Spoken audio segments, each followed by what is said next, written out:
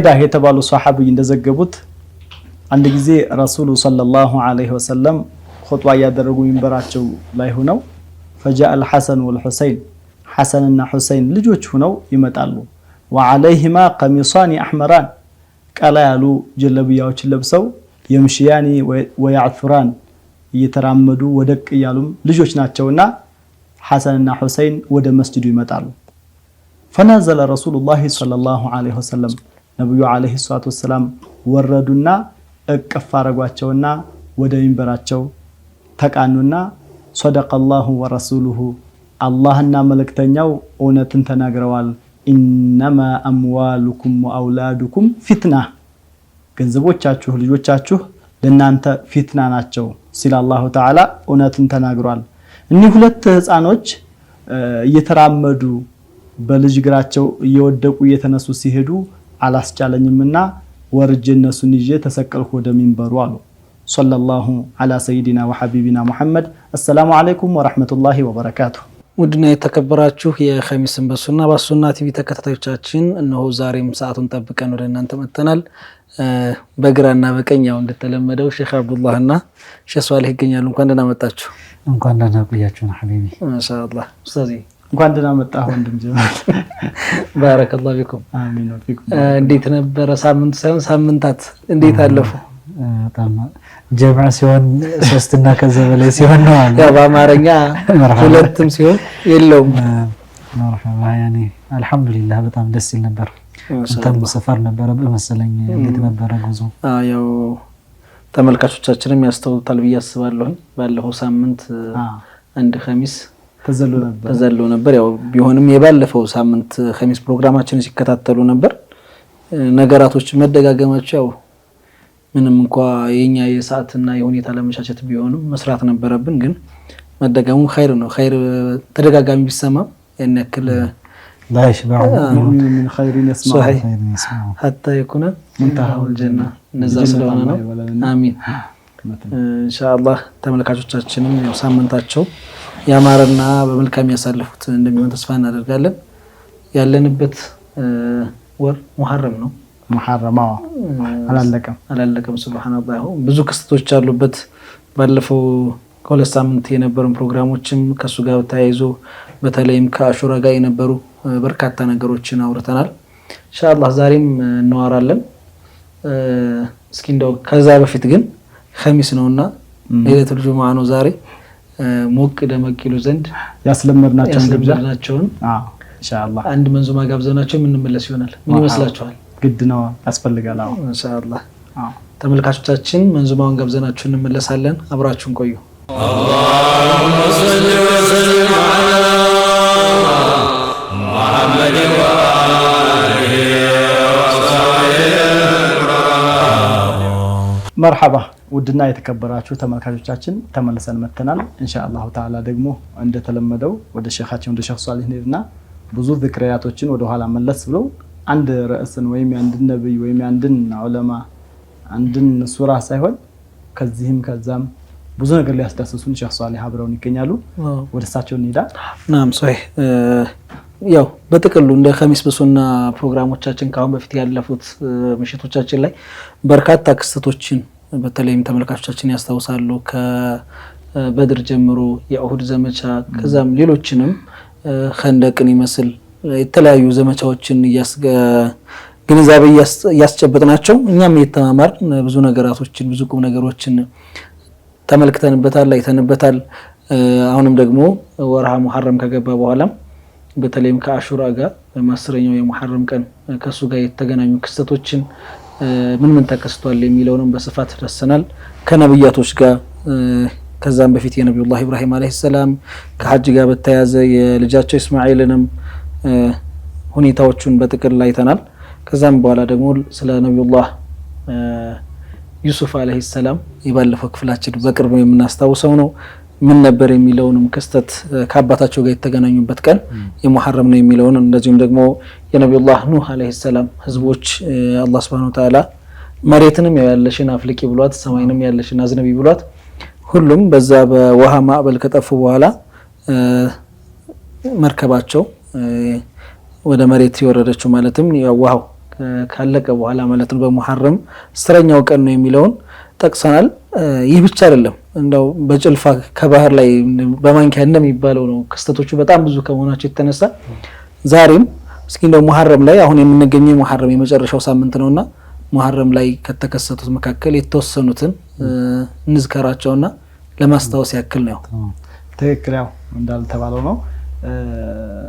ሁሉንም ለማካተት ዛሬም ትንሽ ሊያዳግት ይችላል፣ ግን በተቻለ መልኩ ያው ሼህ ሷሊህ ሄዱበታል።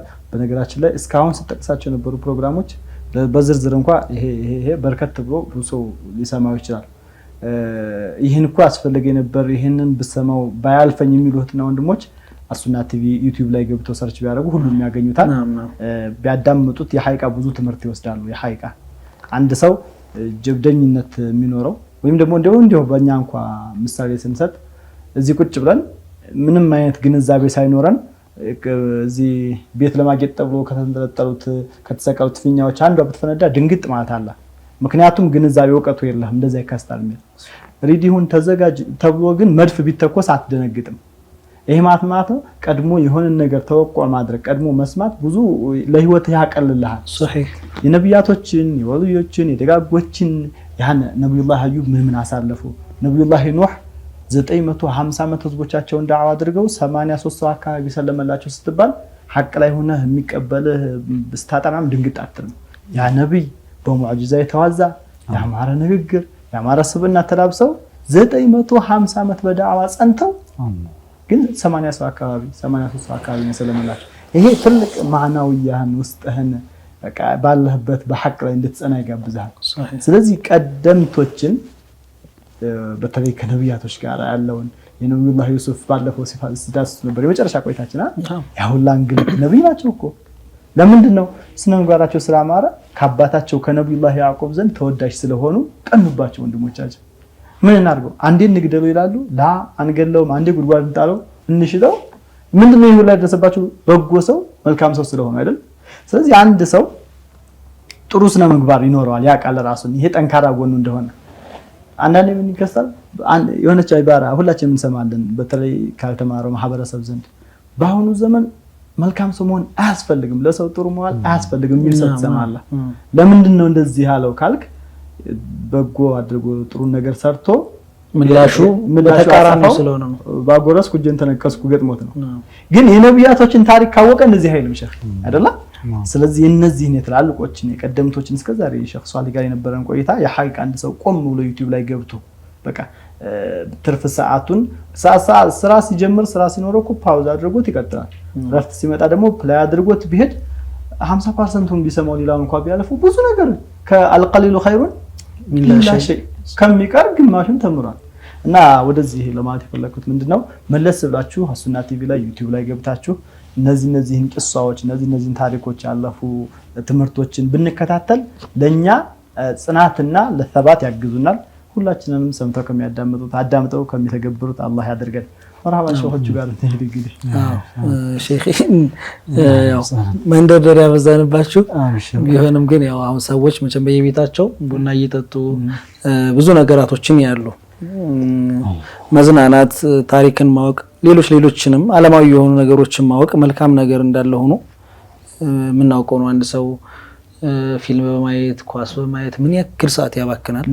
ከዛ ውስጥ ግን የተወሰነው ቢያንስ እስኪ ለዲኔ ምን አወቅኩበት ብሎ ቢይ ደግሞ አሁን ላይ ሁሉም በያዘው ስልክ ማለት ነው በርካታ ቁም ነገሮችን ማግኘት ይችላል ማለት ነው። በዛው ልክም የመበላሸት አቅሙም ያን ያክል የከፋ ስለሆነ ከስልኮቻችን ላይ ምን ነገሮች አሉ እንደምንጠቀም የሚል በተለይ ቤተሰቦች ታላላቅ የሆኑ ሰዎች ግንዛቤ ያላቸው ለልጆች የምንሰጣቸው ትኩረት ምን ያክል ነው። አንዳንዱ እንዳያለቅስ ብሎ ስልክ ይሰጣል። ነገጧት ግን አባት እናቱን የማይታዘዝ ልጅ ሆኖ ነው የሚመጣው። አይ በቃ ይዝናና አይረብሸኝ እንጂ ብሎ ስልክ ሊሰጠው ይችላል።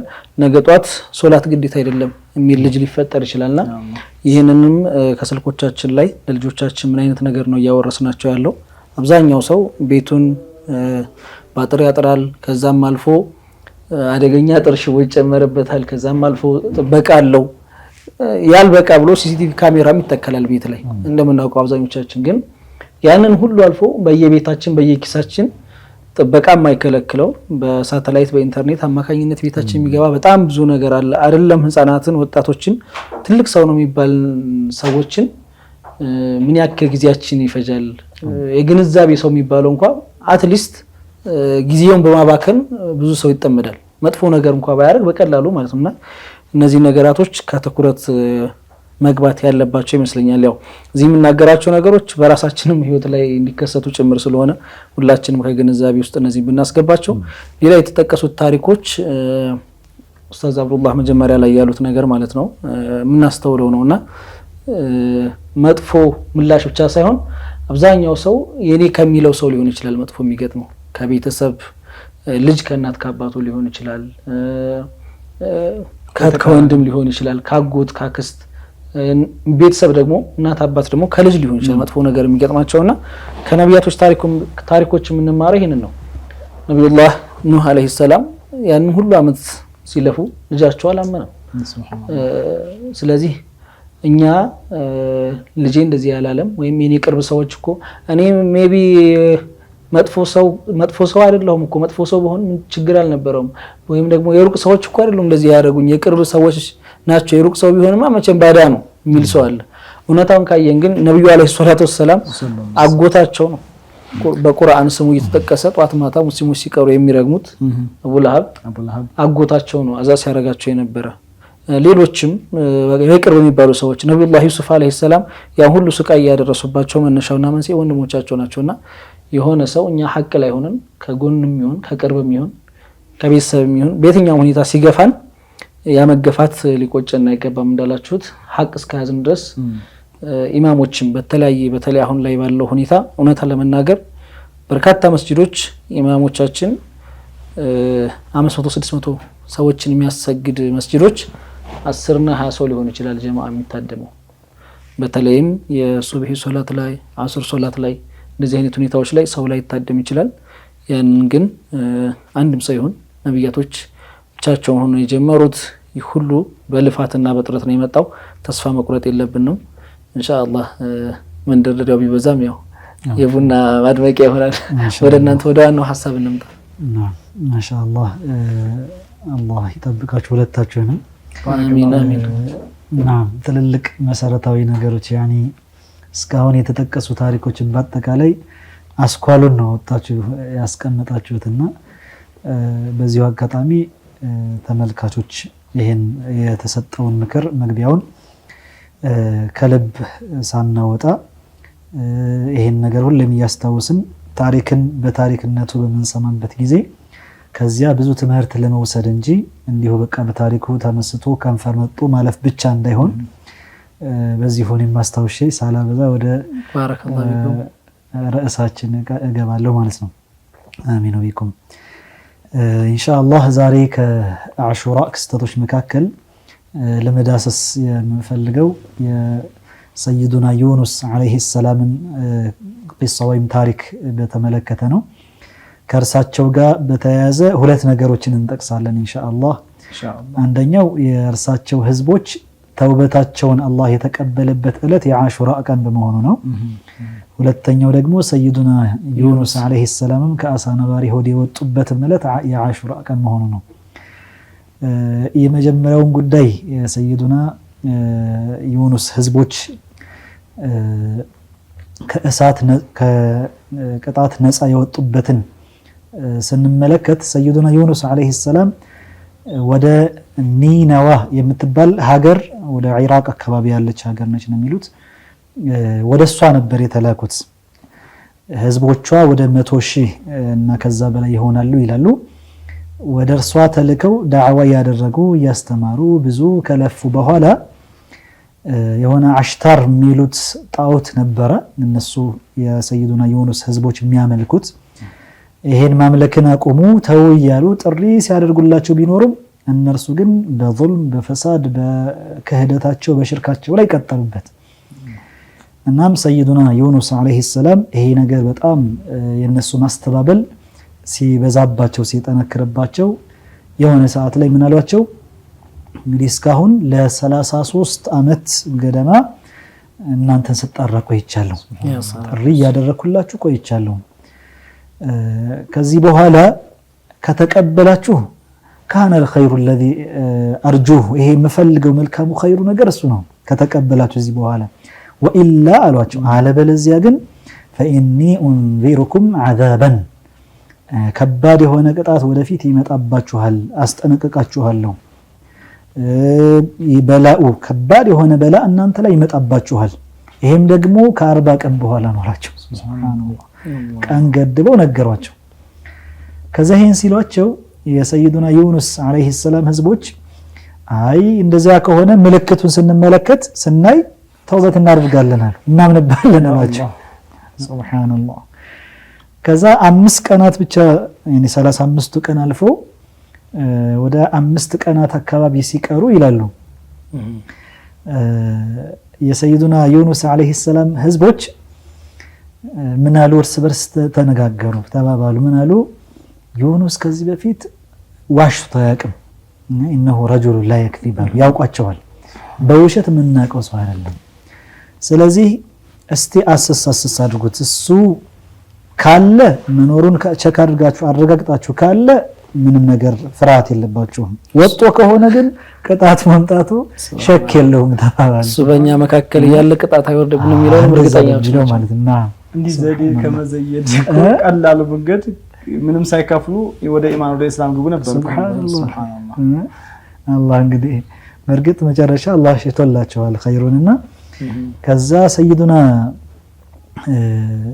ዩኑስ አለይሂ ሰላም የቅጣቱ ሊመጣ ሲል አካባቢ እሳቸው ወጥተው ነበር ከዛ በፊት እሳቸው እየወጡ ያሉ የተወሰነ ራቅ እንዳሉ የቅጣቱ ዓላማ ምልክት መታየት ጀመረ እነሱ ላይ ሊወርድ የመጣው ቅጣት ማለት ነው ሰማዩ በጥቁር ደመና በጣም ኃይለኛ ጥቁር ያለ ደመና መታየት ጀመረ ኃይለኛ የሆነ ዱኻን ጭስ ደግሞ መጥቶ እነሱ ያቺ ሀገር ላይ ሙሉ በሙሉ ሸፈነ حتى ጣራዎቻቸው እስከሚጠቁሩ ድረስ ይላሉ ሱብሃንአላህ ያ ቅጣቱ ራሱ ደግሞ የአንድ ማይል እንደዛ ርቀት ብቻ ነበር የቀረው ይላሉ ይመጣባቸው ማለት ነው ሱብሃንአላህ ከዛ ያን ምልክት ሲመለከቱ ሰይዱና ዩኑስን ማሰስ ጀመሩ መፈለግ ጀመሩ ሲፈልጓቸው የሉም ያኔ በቃ አይቀኑ ان العذاب نازل عليهم يعني ቅጣት እንደሚመጣባቸው እርግጠኛ ሆኑ ለዛ ሰዓትና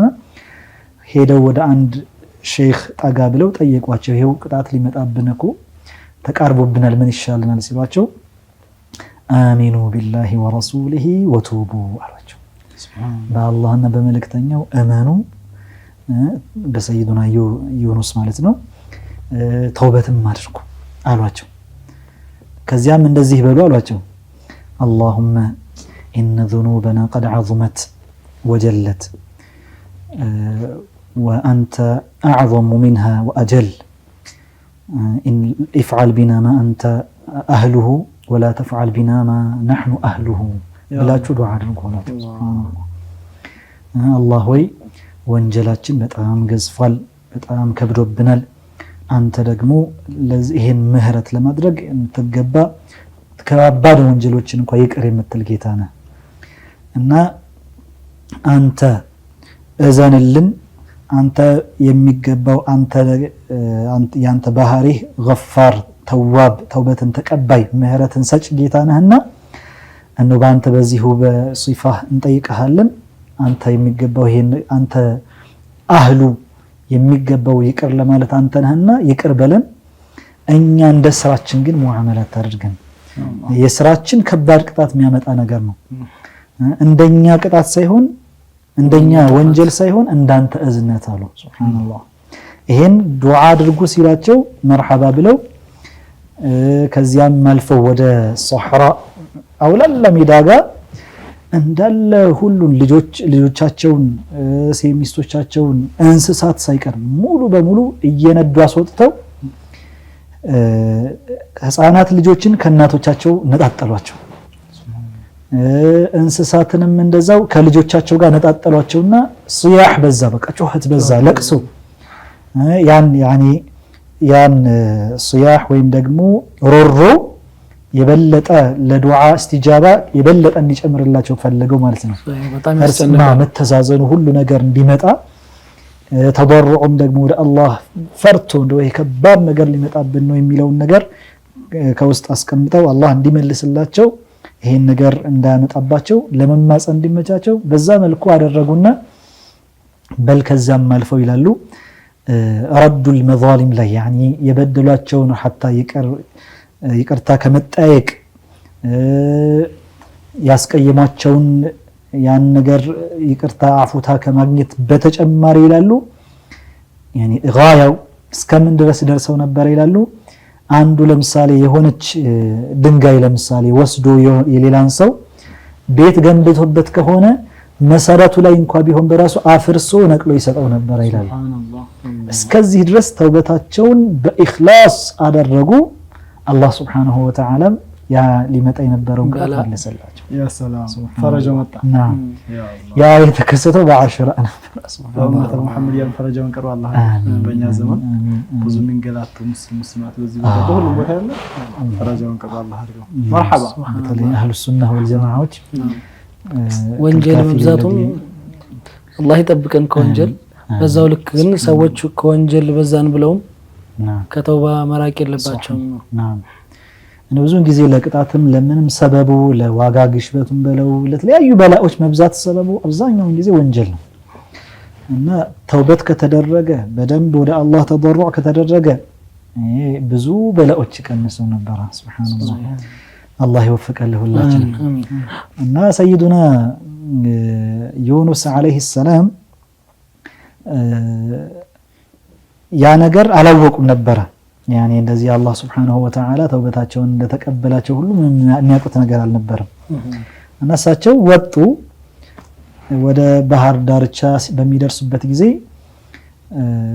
ሰይዱና ዩኑስ አለይሂ ሰላምን ያውቋቸው ነበር መርከበኞቹ ዛ የተሳፈሩት የነበሩት ከዚያ በጣም እሳቸውም ጀሚል ነበሩ ንግግራቸውም በጣም ጣፋጭ ለዛ ያለው ነበር ንግግራቸው ማለት ነውና ሲመለከታቸው ሰይዱና ዩኑስን በረካ ፈልገው እንደው ደስ ይያላቸው ኑኑ ተሳፈሩ ብሎ በነፃ አሳፈሯቸው ከዚያ እሳቸውን ይዘው እየሄዱ ያለ ያው መርከቧ እየሰነጠቀች መሃል አካባቢ ላይ ስትደርስ ኃይለኛ ነፋስ መጣ ማዕበሉም ደግሞ የባህሩ ማወዛወዝ ጀመረ በቃ ልትከረበት ልትገለበት ምንም አልቀራትም መርከቧ ማለት ነው ከዚያ እዛ ያሉት ሰዎች ኢነ ፊና من اذنب او صاحب ذنب ከኛ መካከል የወነጀለ መኖር አለበት የወነጀለ ሰው ስላለ ነው በቃ እንደዚህ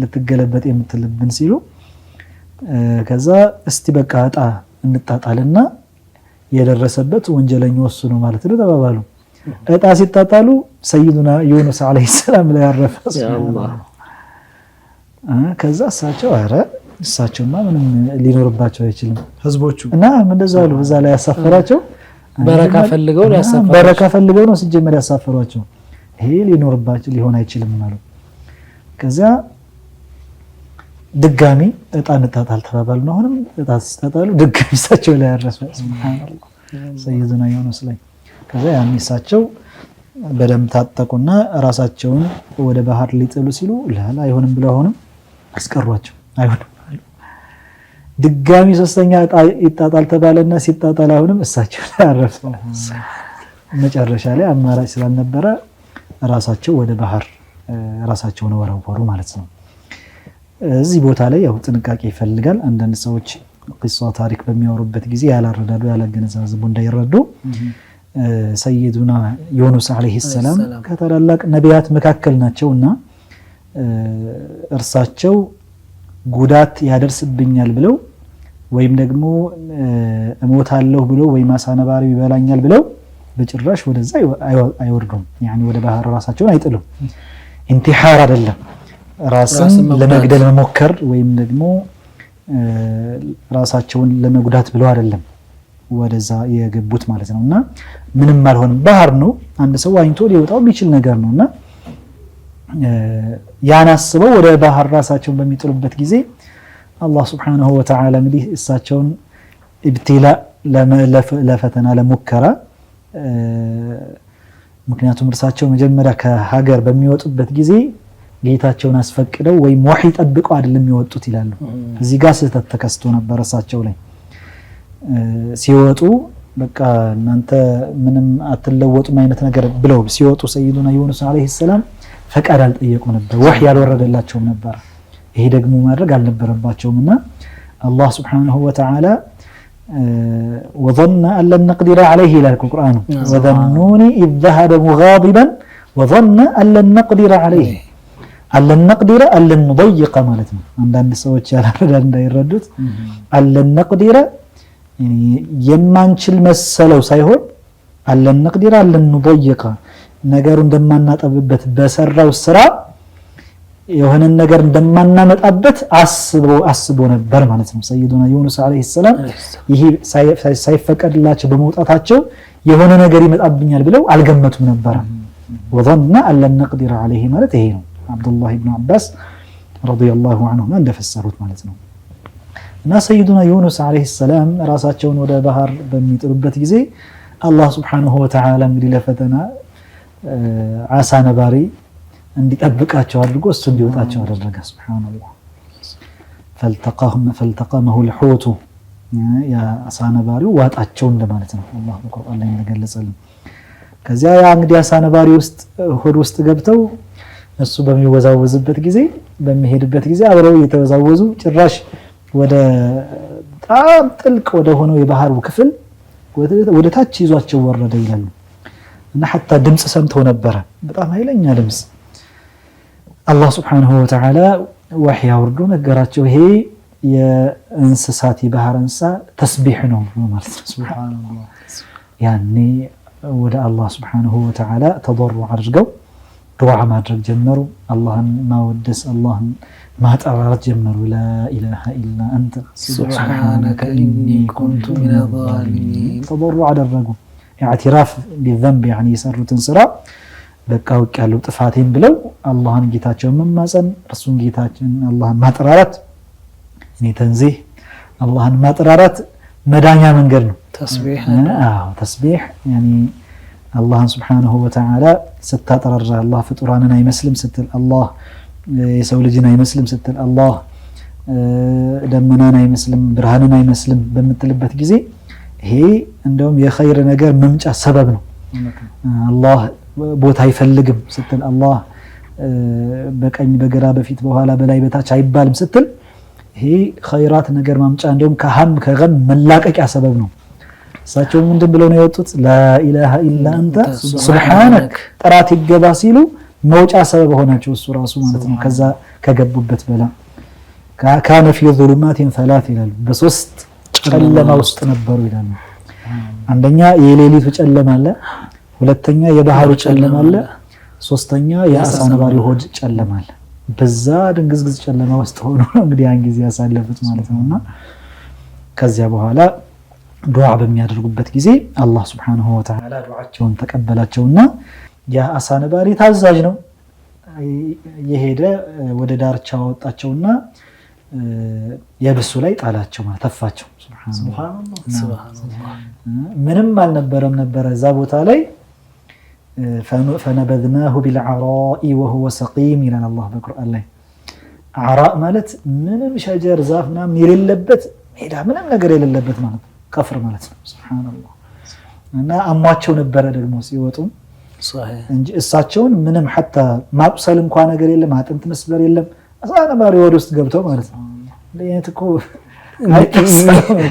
የሚገርም ተአምር ነው። ሱብሃንአላህ ተአምር ነው። አንድ ሰው ጋር ማቁሰል የለም ምን የለም፣ ሙሉ በሙሉ ኖርማል ነበሩ። ወዘ መቆየታቸው ብቻ አሟቸው ነበረ። ይሄ ሁሉ አዛዥ ሁሉ አድራጊ አላህ እንደሆነ ማሳያ ነው። ልክ ትናንት ወዲያ ነብዩላህ ኢብራሂምን ወደ ሰዓቱ ተወረወሩ። ሰዓቱ እንኳን እሳቸው ልብሳቸውን አላቃጠሉ። ያ እስማኤልና ታር ተበው ሲገዘገዙ ቢላዋም ቢያለቻ። አሁን ደግሞ ነብዩላህ ዩኑስ አለይሂ ሰላም ካሳ ነባሪ ወደዛ ከርሞ ሲወጡ ጸጉራቸው ጥፍራቸው እንደነበረ ኖርማል ነገር የአላህ ጥበቃ እንጂ እንግዲህ በአሳ ነባሪ ሆድ ውስጥ ገብቶ ጭራሽ መዳንም እኮ የማይታሰብ ነው። እንኳንስ አለመቁሰል እንኳንስ አለመሳል ቀርቶ ማለት ነው። ሱብሃንአላህ መታፈን ብቻ እኮ አለ ሼህ መታፈን ብቻ ነው። ህይወት ለመጥፋት በቂ ነው። ሰው በትራስ ታፍኖ በብርድ ልብስ ታፍኖ ሞተ ይባላል አይደለም? አሳ ነባሪን ያክል ነገር ቅድም ላላችሁ 3 ጨለማ ነው ያለው። የሌሉ ጨለማ አለ፣ የባህሩ ጨለማ አለ፣ አሳ ነባሪ ሲባል ተራ ነገር አይደለም፣ በጣም ግዙፍ እንስሳት ነው። የዛ ሁሉ ተደምሮ መታፈን የሚባለው ነገር ራሱ አልተከሰተም። ሱብሃንአላህ። አላህ እንግዲህ በዚህ ነገር አትጎዱ ሲል ያኒ አንድ ነገር ሊጎዳ የሚችለው አላህ Subhanahu Wa Ta'ala ሲሻ ብቻ ነው። الضار والنافع الله على الحقيقة الله يعني የጉዳትም ፈጣሪ የጥቅምም ፈጣሪ አላህ ብቻና ብቻ ነው። የዓለም ህዝብ አጠቃላይ አንተን ለመጉዳት ቢሰባሰብ ሊጎዳ አይችልም አላህ ከሻው እንጂ ማለት ነው። የዓለም ህዝብ አንተን ለመጥቀም ቢሰባሰብ በተመሳሳይ አንተን ሊጠቅም አይችልም አላህ በሻለ ቀድር እንጂ ማለት ነው። ስለዚህ ሁሌም ሙስሊም የሆነ ሰው ሙሉ በሙሉ ከልቡ ተወኩል ማድረግ ያለበት በአላህ ላይ ነው። የፈለገ እንደዚህ ተከሰተ ጦርነት በዚህ መጣ በዚህ እንዲሆነ ዲኑ ላይ ተአثير ተጽዕኖ ሊመጣበት አይገባም። የማይነቃነቅ ተወኩል ሊኖረው ይገባል።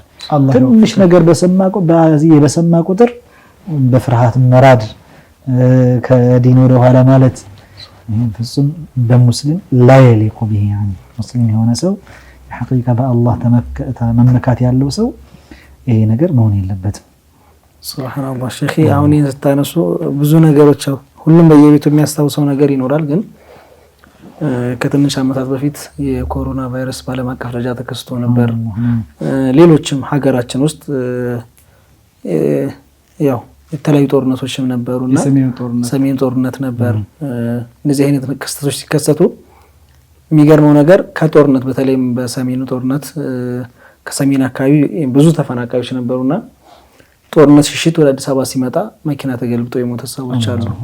ሁሉም የሚያውቀው ነውና እዛ ጦርነት ሸሽተው ነው። ግን ሱብሃንአላህ የፊሩ ቀደሪላህ ኢላ ቀደሪላህ ወደ ሞት ነበር እየመጡ የነበረው። ከሞት ሸሽተው ወደ ሞት ነውና የኮሮናውም ጊዜ እንደዚህ በተመሳሳይ ሰዎች ከቤት ውስጥ የሆነ ሰው ቫይረሱ ተገኝበት ሲባል ራሱን ከፎቅ የወረወረ ሰው በድንጋጤ በተለያዩ ነገሮችና የሆነ ነገር ሲከሰት መሸሽ ያለብን መጠጋት ያለብን ወደ አላህ Subhanahu Wa Ta'ala ነውና በዚህ አጋጣሚ ይህንንም ብንጠቅስ ሰዎች ጭንቅ ሲበዛባቸው ነብዩላህ ዩኑስ አለይሂ ሰላም ያደረጉትን ዱዓ ብናደርግ ከብዙ መከራ የመውጫ ሰበብ ሊሆን ይችላል። ሷሂህ ወሸህ አንዳንድ ጊዜ እኮ ሰውየው ከጭንቀት ፈረጃ የሚወጣው የሆነ ዛሂር የሆነ ቁስ ያለበት ቁሱ ሲያገግም ሲደርግ አይደለም። እንደዛም ደግሞ ምሳሌ የሆነ ጭንቀት ላይ ያለ ወይም እናቱን አባቱን ያጣ ከጭንቀት የሚገላገለው እናቱ አባቱ ወደ ህይወት ተመልሰው አይደለም። በል ሐቂቀተን በዛው ሐል ላይ ሆኖ አላህ ልቡ ላይ ራሓ ይሰጠዋል፣ ጡማኒና ሰኪና ይሰጠዋል።